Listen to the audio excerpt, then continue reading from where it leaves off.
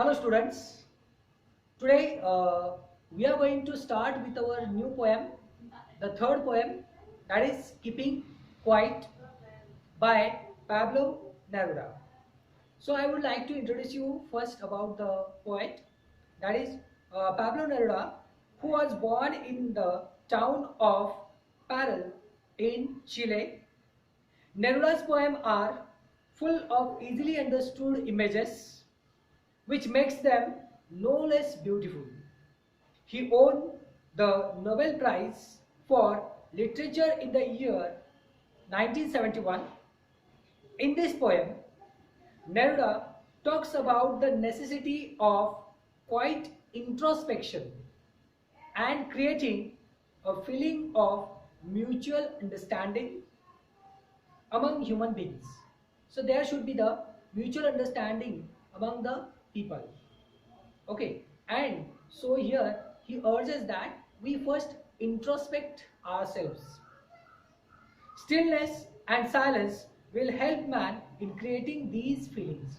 So we should be silent and we should be still.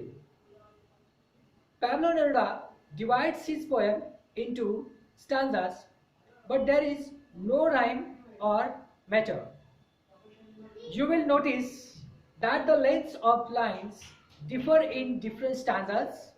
Moreover, there is a shift in thought as we move from stanza to stanza.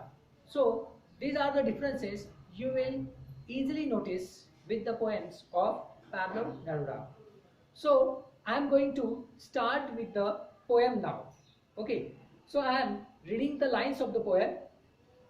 The first two lines. Now we will count to 12 and we will all keep still. Okay, so these are the first two lines with which the poet has started. So what the meaning of this? There are only 12 signs on the clock to measure hours. So you will find that the 1 to 12 numbers are there on a clock to measure hours. Therefore, the poet asks us to count till the clock measures these hours. So we should remain silent in these counting. Too much activity and rush has only brought misfortunes to mankind. So if we rush or if we are busy in so many activities, then this will bring only a misfortune to us. Hence, it is better to be quiet and still for a moment. The poet wants us to create a feeling of mutual understanding among ourselves. So these are this is the meaning of these two lines. Then in the next lines, what the poet is saying, for once on the face of the earth, let's not speak in any language. Let's stop for 1 second and not move our arms so much. So in these lines, the poet telling us means the people of the world have been indulging in wars and bloodsheds in minor excuses. So whenever there is a misunderstanding, the people started with the wars and the bloodshed happens when very minor excuses are there. If they keep quiet, they may not indulge in reasoning, disputes and quarrels. So let them keep quiet and not speak in any language.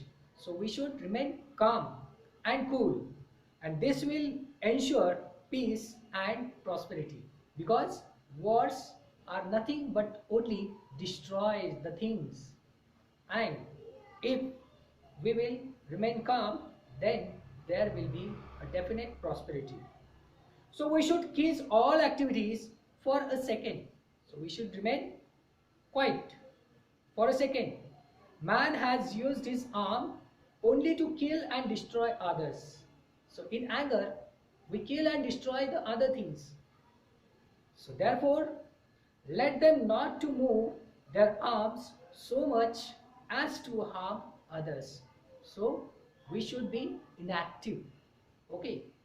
The expression, the face of the earth, what the meaning it is there?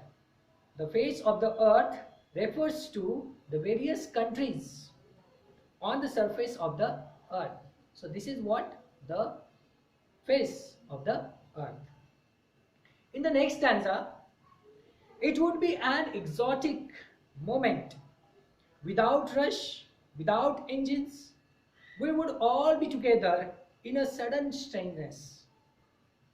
So here the poet is telling that there will be peace all around if there is no rush or a sound of running of engines or machines. So what the poet is telling us, that we should stop our activities. We stop to run towards anything. Okay, so instead of that, we should be calm down. It will be a very enticing and beautiful moment. So whenever you started to what we can say that meditate, okay, so we should introspect ourselves, and this will definitely bring the beautiful moment in our life, and it will be a pleasure. So it will be a very enticing and beautiful moment. All of us will enjoy the unusualness and the sudden strangeness of that moment. Okay, so this will be a kind of a different that experience which you have never experienced before in your life. So students, I am going to stop here. The remaining part of the poem we'll see in the next part. Thank you.